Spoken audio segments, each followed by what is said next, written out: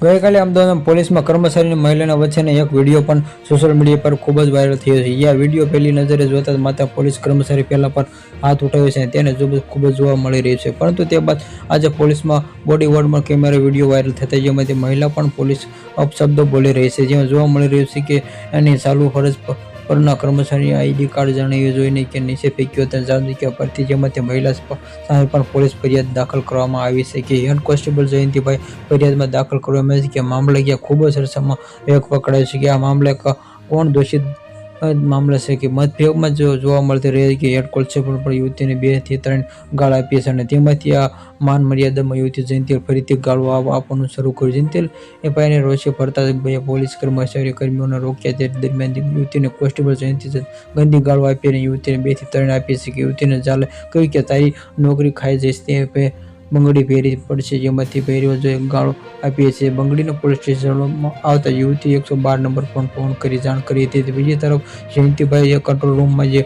Police ગાડીમાં આવતા police દ્વારા બંને પાર્ટી પોલીસ સ્ટેશન લઈ જવામાં આવ્યા હતા। જે યુવતીની વિરુદ્ધ ફરિયાદ અને હેડ કોન્સ્ટેબલ ફરજ મોકલવા સમગ્ર ઘટના ડિવિઝન ટ્રાફિક પોલીસ સ્ટેશનમાંથી વિરુદ્ધ નોંધાઈ છે। પાલડીમાં પોલીસ સ્ટેશનમાં જયંતિભાઈ વિરુદ્ધ ફરિયાદ નોંધાતા હતા હાલ કોન્સ્ટેબલ જયંતિલાલને ફરજ મોકૂફ કરવામાં આવેલી યુવતીને અગાઉમાં પોલીસ હત્યા કરી હતી, જેનો વિડીયો પણ સામે આવ્યો।